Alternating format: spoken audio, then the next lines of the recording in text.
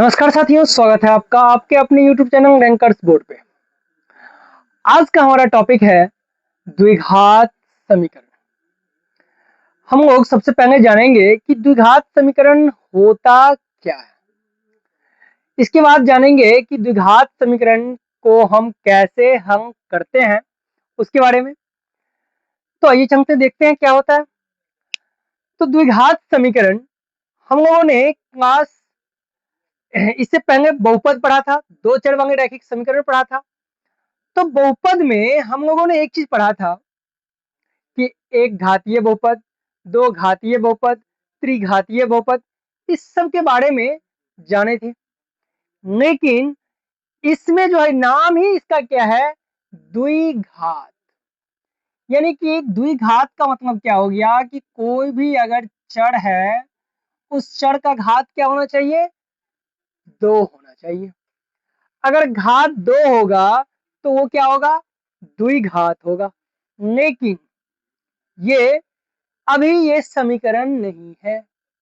तो समीकरण कब बनेगा, जब हम इसके बराबर जीरो करें तो ये समीकरण बनेगा। ये क्या बनेगा, तब ये समीकरण बनेगा। लेकिन अब हमें क्या करना है, द्विघात, तो x square plus x plus दो, यह एक बहुपद है, द्विघातीय बहुपद है। लेकिन अगर हम इसके बराबर जीरो कर दें तो ये एक द्विघात समीकरण हो गया। ठीक है, अगर ये द्विघात समीकरण है, इसमें एक कंडीशन है। वो कंडीशन क्या है कि कंडीशन ये है कि एक्स स्क्वायर का जो गुणांक होगा वो कभी भी शून्य नहीं होना चाहिए।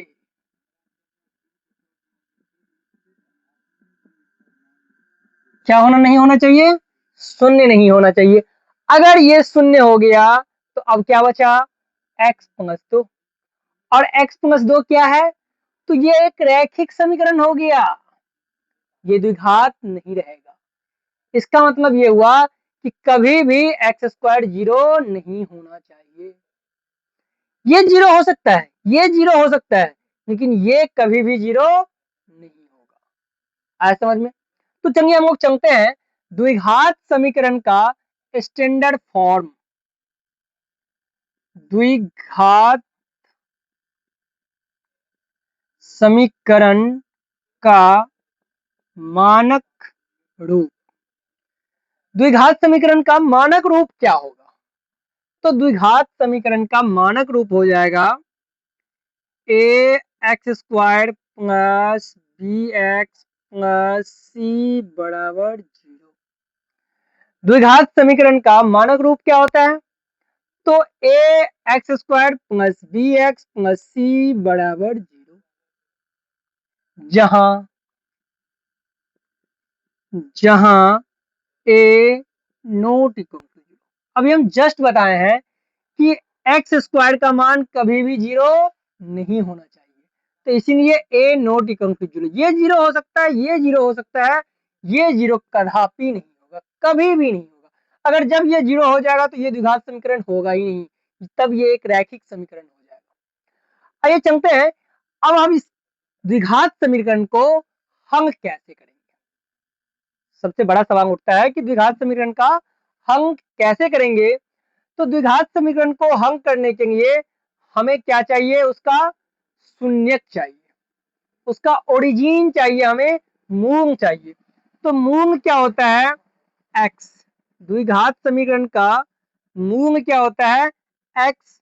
और एक्स बराबर क्या होता है, minus b plus minus root under b square minus 4ac बट्टे 2a।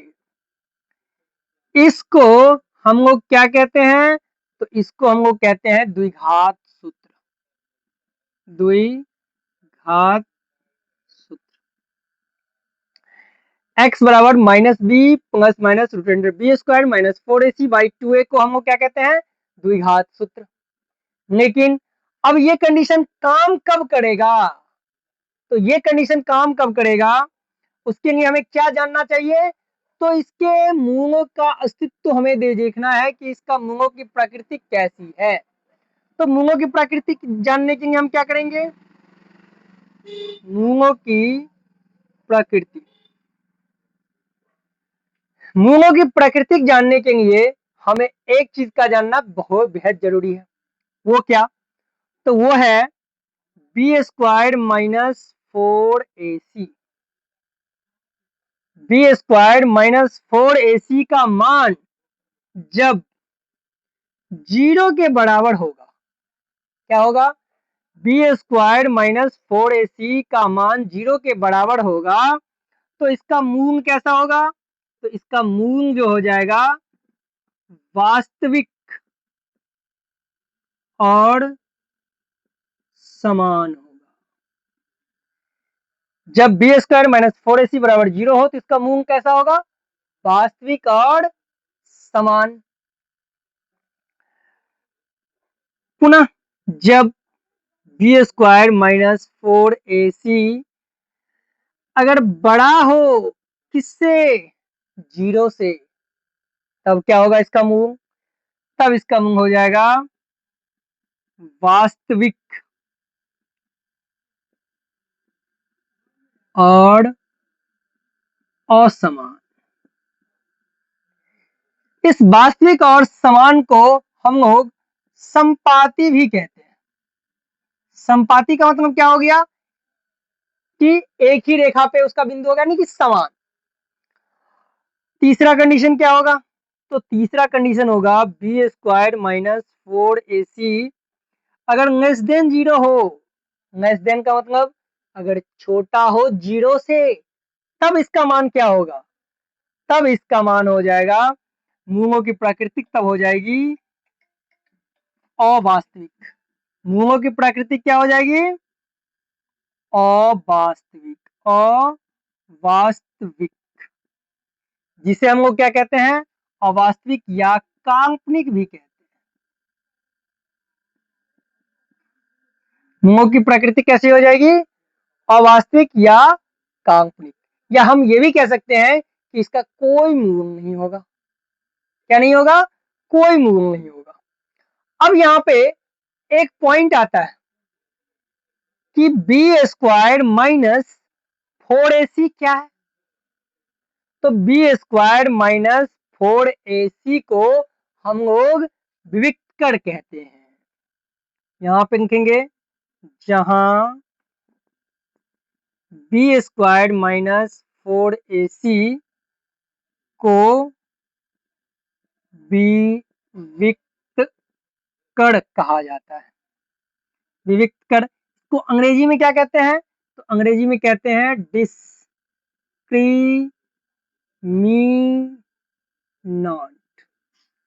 विविक्त कर, बी स्क्वायर माइनस 4ac को विविक्त कर कहा जाता है। इसे हम किससे सूचित करते हैं, तो इसे हम डी से सूचित करते हैं। इसे डी से सूचित किया जाता है। इसे डी से सूचित किया जाता है। तो डी बराबर क्या हो जाएगा, डी बराबर हो जाएगा बी स्क्वायर माइनस 4ac। ये हमारा क्या था, मूलों की प्रकृति कब, जब हम मूल कब निकालेंगे, तो मूल हमें दो कंडीशन में निकलेगा।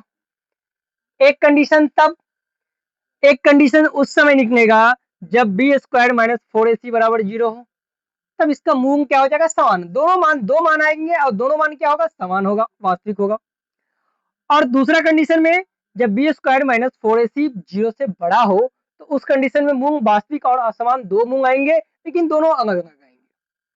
तीसरे कंडीशन में बी स्क्वायर माइनस 4ac जब 0 का मान माइनस में आ जाए बी स्क्वायर माइनस 4ac का, तो इसका कोई मूल नहीं होगा।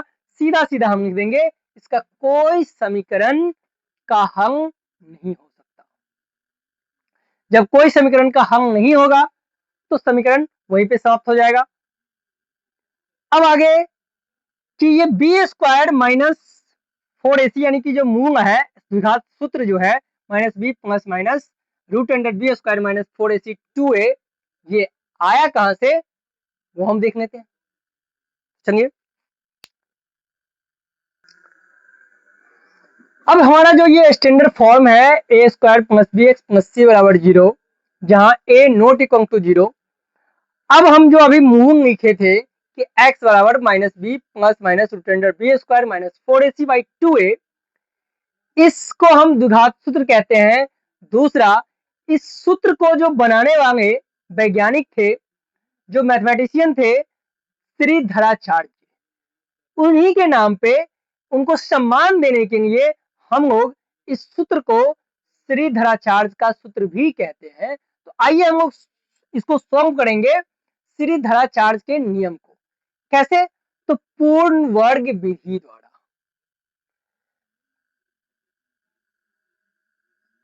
श्रीधराचार्य का नियम। मेरा कंडीशन क्या है? द्विघात समीकरण सूत्र a x square plus b x plus c बराबर जब 0 हो, तो इसका मूल ज्ञात करने के लिए पूर्ण वर्ग विधि का पहला स्टेप क्या कहता है कि पहला स्टेप ये कहता है कि एक्स स्क्वायर का गुणांक हमेशा 1 होना चाहिए। तो एक्स स्क्वायर का गुणांक 1 कब होगा? जब हम एक्स स्क्वायर के गुणांक में जो भी संख्याएं रहे उसको उसी संख्या से हम भाग देंगे, तो वो भी किधर? दोनों तरफ। तो लिखो यहाँ पे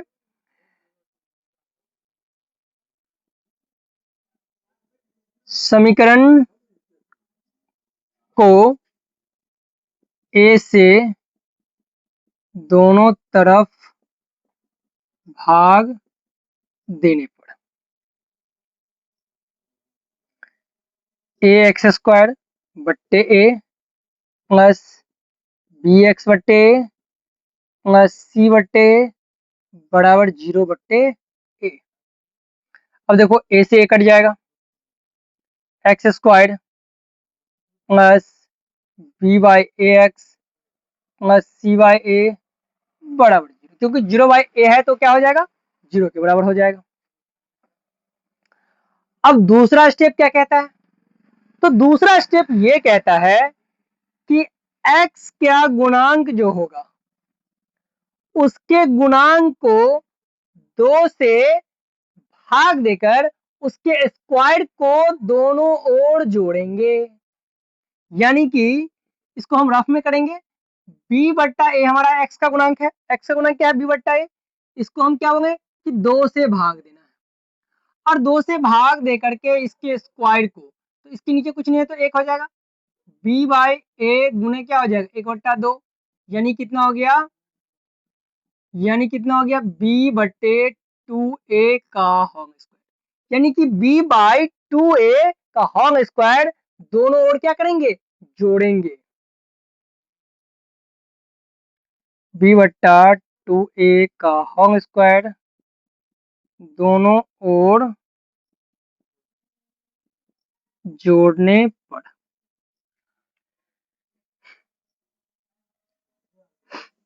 क्या हो जाएगा?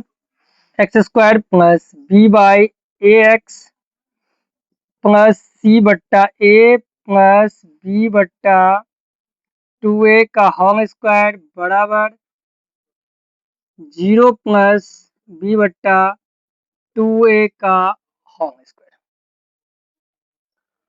अब हम क्या करेंगे? अब हमें तीसरा स्टेप क्या कहता है? तो तीसरा स्टेप ये कहता है कि अब ये इसको हम किस पे तोड़ेंगे?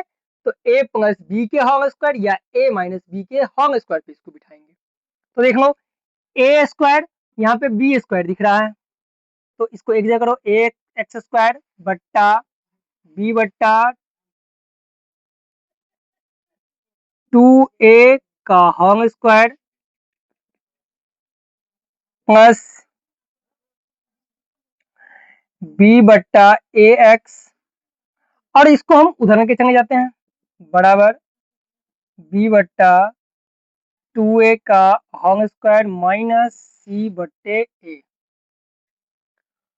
अब क्या होगा? अब देखो ये x square plus b square हो गया, a square plus b square plus 2ab के फॉर्म में ये है।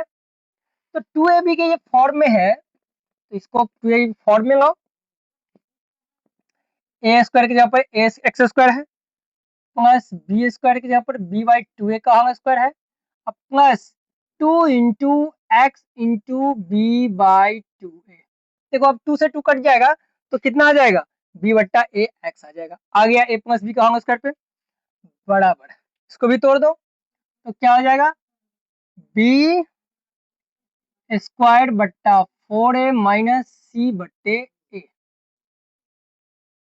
अब देखो a minus a plus b का होल स्क्वायर पे, तो x प्लस बी बट्टे 2a का होल स्क्वायर बराबर क्या हो जाएगा, यहाँ पे 4a और a का एलसीएम कितना 4a हो जाएगा। अब 4a को इस 4a से भाग देंगे तो क्या बी स्क्वायर माइनस क्या बचेगा,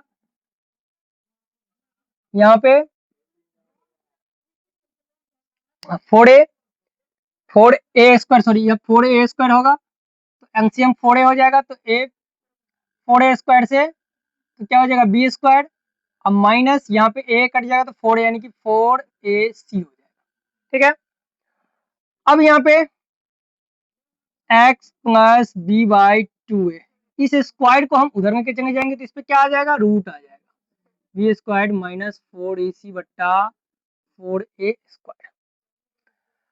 जब ये रूट से बाहर आएगा तो क्या हो जाता है, प्लस माइनस चढ़ जाता है, ये तो ऐसा ही रहेगा लेकिन ये 4a स्क्वायर आ जाएगा तो क्या होगा 1 बट्टे 2a root under b square minus 4ac।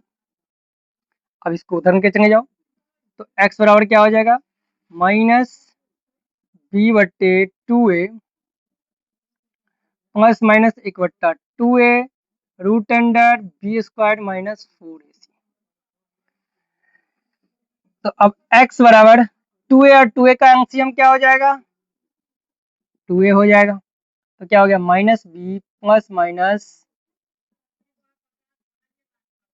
Root under b square minus 4ac बट्टा 2a। यही हमारा है द्विघात सूत्र, या इसे ही हम लोग कहते हैं श्रीधराचार्य का नियम। यही हम स्टार्टिंग में लिखे थे कि द्विघात समीकरण का मूल क्या होगा, x बराबर minus b plus minus root under b square minus 4ac by 2। यही ये क्वेश्चन के फॉर्म में 5 नंबरी में पूछता है कि श्रीधराचार्य के नियम को सिद्ध करें, तो हम लोग इसे पूर्ण वर्ग विधि के माध्यम से ऐसे सिद्ध करते हैं। अगर आप लोगों को हमारा ये वीडियो अच्छा लगे तो कृपया लाइक कमेंट और शेयर करना न भूलें। अगर आप लोगों ने सब्सक्राइब अभी तक नहीं किया इस चैनल को तो सब्सक्राइब कर लें ताकि नोटिफिकेशन आप लोगों को सबसे पहले आप तक